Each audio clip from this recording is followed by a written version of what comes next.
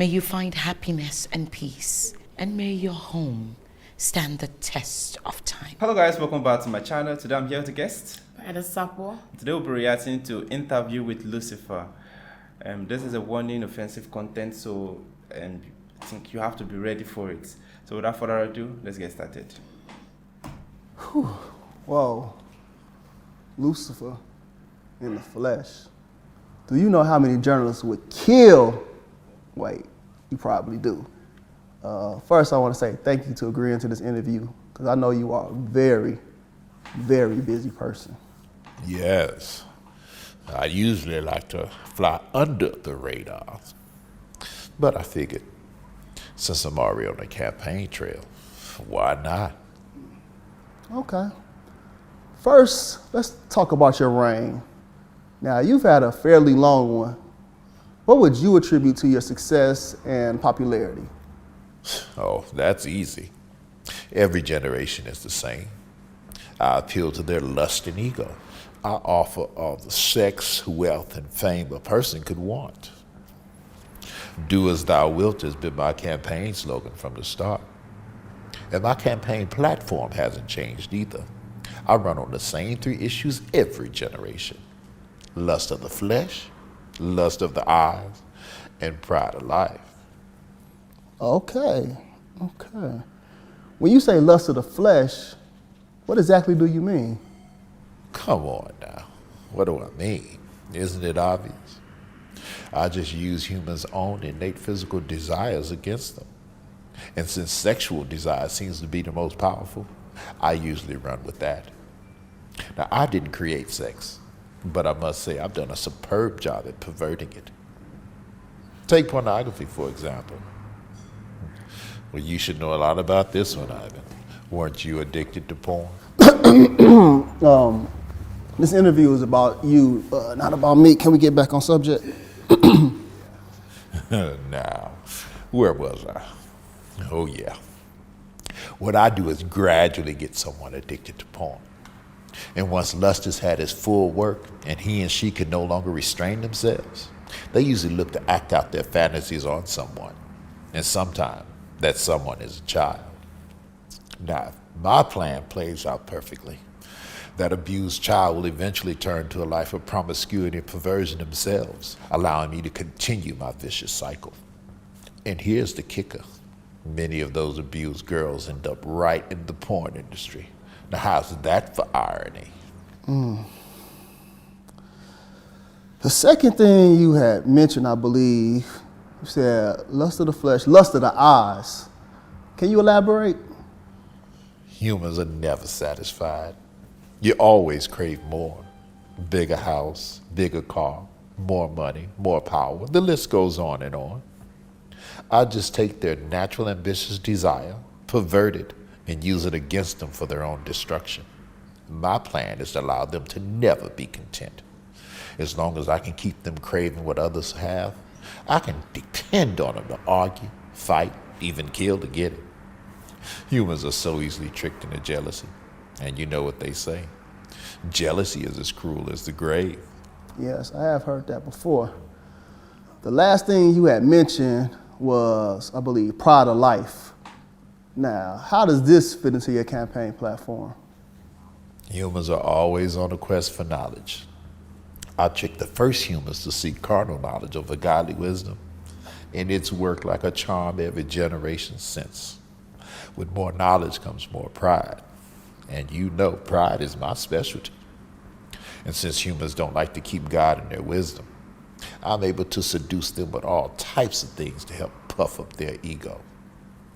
Lately, fame has been my biggest seller. Who doesn't like attention and feeling more important than the next person? And once I make them famous, I can really use them to promote my agenda. With their help, I've convinced half of the world to not only accept sin, but to celebrate it. Do you know what has been my most enjoyable pride campaign to date? No, what? Well, my gay pride campaign, of course. Not only do I get the chance to promote your own self-destruction, I get to use God's logo, the rainbow, to do it. Love is love, right? My plan not only prevents you worthless humans from reproducing, It distorts the gender roles and allow me to bring all types of chaos and confusion upon your pathetic societies. It's been so successful, I've got men convinced they're women, and women convinced they're men, and some convinced they're no gender at all. And Okay, I think we'll have to stop here, and this is becoming more and more creepy because, well, I don't know if this is the main devil, but whatever he's saying is actually happening. Yeah. Because he said loss of the flesh, loss of the eyes, then I think the last one was what's it About called? pride. Pride. Was it Yeah. pride of fame or something? It's more of kind of Wanting to being be. contented with what you Yeah. have.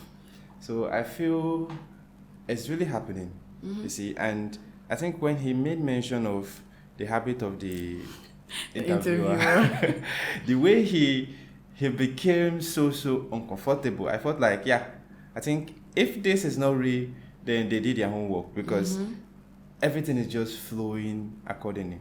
But back to the main discussion. Well, what he said about the loss of the eyes is happening up to today, Yeah. and it has been happening since. About the loss of the flesh, it's happening every day. You know, it's not easy. We are trying to, close our eyes, but we are still seeing things. Yeah. And according to the Bible, Jesus says, so long as you've seen and you've lost, you've committed a sin. So now it's becoming so difficult for us, and a whole lot of us who want to be famous. Yeah. We really want to be famous. So when you have something, or you have a little bit of fame, or you know something, you feel like, yes, I know this more than you. So that pride kicking. Yeah. and what he said, that's what is building his campaign. Yeah. That's where his campaign is on. It's like whatever humans want, he tries to feed them with it, pave way for you. Yeah. You get it, and he will use that agenda to push his campaign. That's true. You know, when you become so comfortable with something, for you to stop it It's is very difficult. Yeah. Let's say formerly you were nobody and now you're extremely famous. Maybe because of whatever you do that made you trend. Now you want to keep on with that lifestyle. And even if the lifestyle is not something good, you have to keep it up so that your fans will keep on coming. And well, I think that is his campaign because it's really, really working. As far as you're famous, you want to keep on becoming famous. And what is happening now of late is, based on the same-sex thing he said, is really, really expanding because now people feel like since you allow this set of people to be a gay, Why I not want to us? be this. And it's like, you can't draw the limits. Everyone is just doing their thing. And well, let's just continue. Okay. got 2 more Pride Initiative campaigns I'd like to introduce in the near future. Really?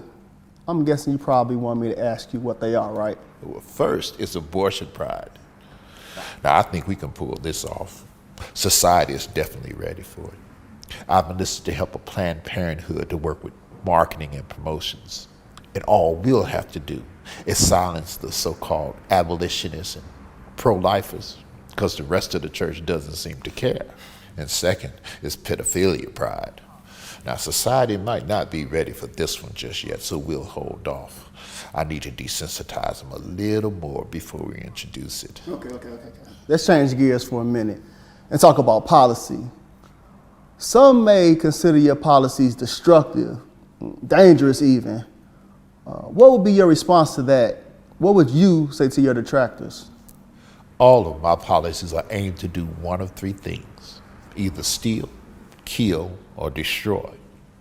And if it's not doing one or all 3 of those things, then it's not in my agenda, and I'm not promoting it. Okay. I'm happy you said that. It seems as if you promote your agenda differently to different ethnicities.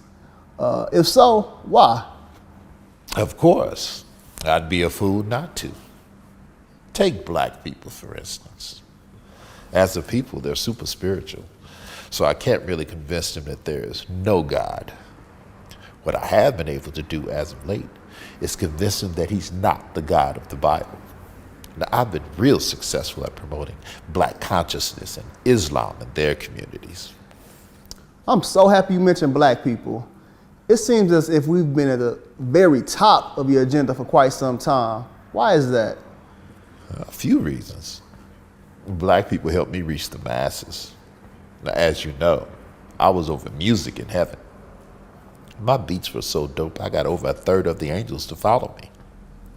And once I got here to the earth, I needed artists and entertainers to help me promote my message here. Who better than black people? Black people possess all the natural rhythm and music ability that I need. And it's easy for me to influence them with money since so many of them grew up without it. Another reason I target black people is because they're strong mentally and physically. If black men were to ever find their identity in Christ, I'd be in trouble. So I try my best to destroy the black family structure and keep black men away from his family and the church. Drugs and incarceration are a couple of my more popular means. Without the head of the household present, I can become the head and influence the children without too much resistance. So you mean to tell me that your policies are intentionally racist against black people? Racist? This has got to be the best law I've ever come up with. Now, I can't believe that humans still believe they're different races. But to answer your question, yes. It has always been my policy to target and isolate a group of people. And out of all my strategies, this skin color thing has worked the best. I definitely want to keep white people and black people separated. As long as I can keep black people bitter and white people offended, I'm good.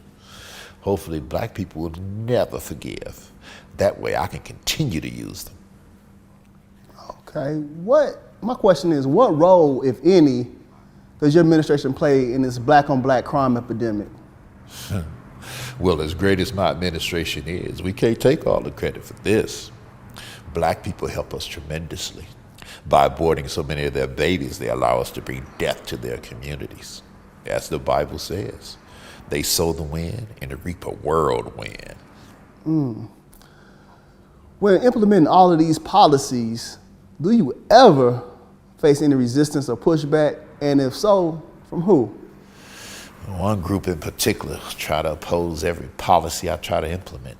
I would be so much further along in my agenda if it wasn't for them. Really?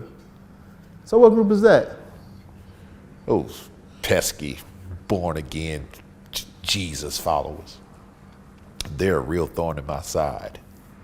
Every generation they come together and try to dismantle one of my signature policies.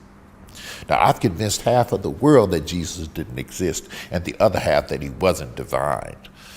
But I can't seem to convince them.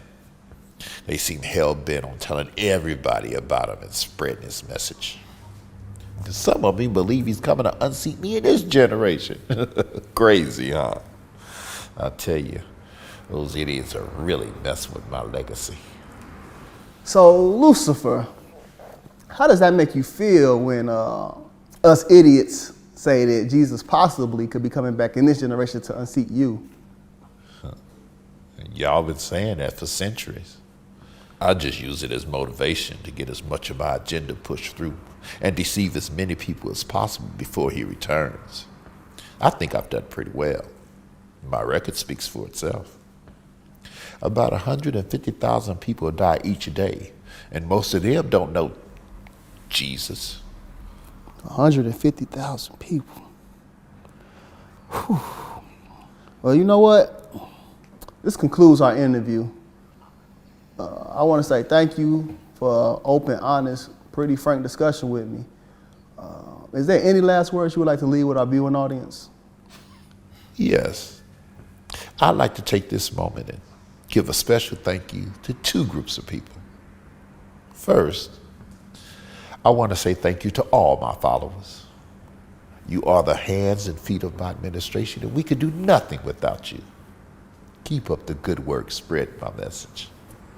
And second, I'd like to say thank you to the divided church.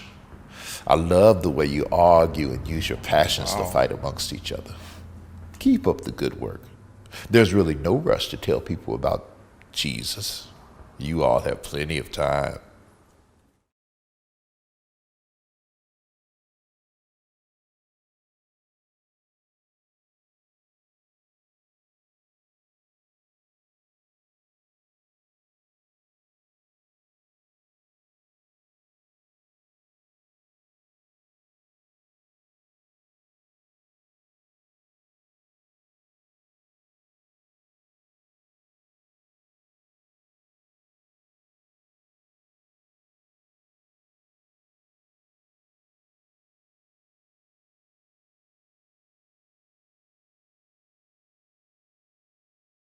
he was thanking his followers, and even at the latter part, when he talked about the born again people saying that they are idiots, the interviewer said, "What do you think about us idiots?" Realized that he didn't like say he wasn't, because at that point it's like he knew that he was born again, because in the beginning when he mentioned about him being addicted to pornography and all that, but it's like now he's born again, and he didn't rebuke it or try to say that he's trying to fake it or not be a born again. That's one thing I noticed. In the latter part where he was talking about the divided church, it's actually happening. It's actually something that is happening. People try to now, it's like denominations is what is reigning, say Christianity. It's like everyone wants you to come to their church. They're trying to preach a different message. It's like, leave your church and come to mine. It's like when they invite you to even come to their church once, they expect you to be there the next week. Meanwhile, you have your own church that you attend, but it's like now they want you to leave yours, come to theirs, as if they are two different. I mean, the goal is salvation for you to win souls to Christ. But then it's like, leave yours. I'm preaching a better message. I'm giving better interpretation of the word of God. So leave your church and come to mine. Like it. Normally, it doesn't really make sense to me, because me, for one, when someone invites me to their church, I'm like, oh, cool. Probably it's a program and they ask you to invite people. But don't expect me to leave my church and come to yours. Probably, yes, I may get deeper understanding of the message your pastor is preaching, but don't expect me to leave mine and come to yours. We are all aiming at one point, salvation.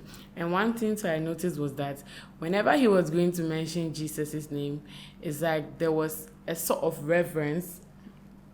He didn't really say it like Jesus. It's like he takes his time to mention the name.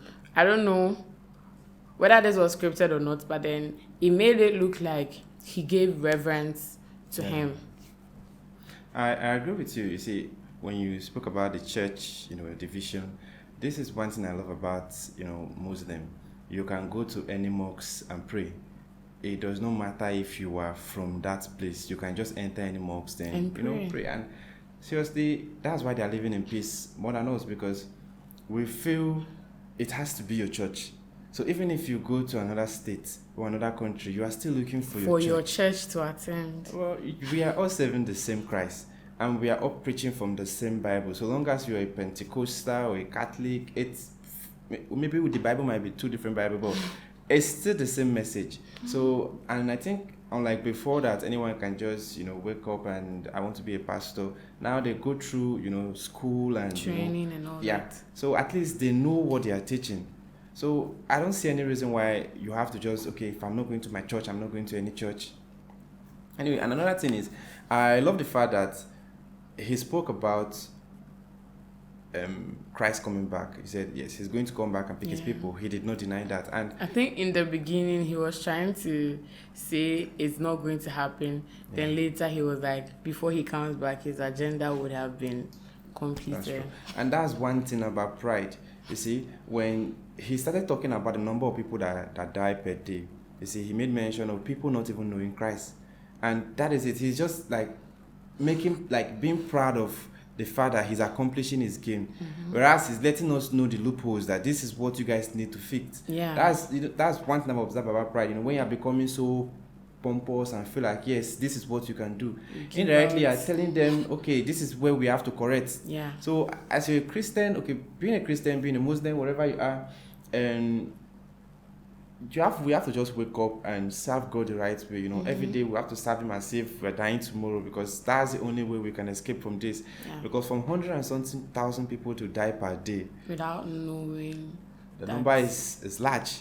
So the best thing is we have to spread the gospel, talk to one another, because you see, he gave praises to his followers. He said he would have not been able to accomplish what he's accomplishing now without them. So the way the world is changing, the way people are accepting different things, the people are claiming, I was born this way, I am this, I am this. You see, in the Bible, it said, spare the rod and spoil the child. As a person in authority, we are taking you as our superior, our father, even if we are all the same. You see, because we gave you that power to rule us. So we're taking you as the father. So if you spare the rod, you make the word, wayward. That is it. So that's why we put you there, to correct on certain things. Because I can't say I am born this way and I know that the next person beside me is getting hurt by my action, but simply because I am born that way, then the world have to accept me like that. No. We have to bring laws. That's why laws are there, to correct on certain things. Because I read about, I saw this video of this lady that said she felt like being blind and she took her eyes. I was like, this is the height of it. Like, it's becoming more and more, worse, because people can just wake up and money. I feel like I was born a suicide or a bomb maker or something, and they'll just do it and destroy the world. I saw one too. He said he identified as a deer. You see, and he literally went to live in the jungle. Wow. And hunters shot him there thinking he was a deer, and now the hunters are in trouble. I mean, you identified as a deer, so what do you want them to do? What would a human being be doing in the jungle, acting as a deer? And he had painted his whole body, had like body modifications of horns, ears and stuff, making him look like a deer. So I mean, the hunters might have mistaken him for a deer and shot him. Well, I feel the case will not go anywhere because the hunter will surely have a license gone, so he's licensed to shoot. So I don't see any reason why you should. Well, we are not judging anyone, but the truth is, we are all working towards the end goal, which is going to heaven. Yeah. Because according to him, which is Lucifer, he said, before that time come, he said we are even expecting Christ to come in our generation, and he's laughing, ha ha ha. But still, we have to be ready because according to Christ, he said he will come like a thief in the night when no man expects. Even I don't think Lucifer know when he will come. Yeah. So the best thing is he's trying to capture as many souls as possible. So now it's our duty to go out there and spread the gospel, because since he said more than, you see, from the 130-something thousand people that die per day, majority of them don't know about Christ. So now it's our duty as Christians to go out there and preach the gospel to everyone. Because, this heavenly race is for us. He said, go into the world and preach the gospel. That is, the message Christ gave to us. He said, so that everyone will know about him, because he's coming back again to take us. So guys, that's the end of the video. We really enjoyed this video. I want to check out more videos like this. If you have any recommendation, let us know in the comment section. If this is your first time visiting the channel, click on the subscribe button. Thanks for watching and remember this. Bye.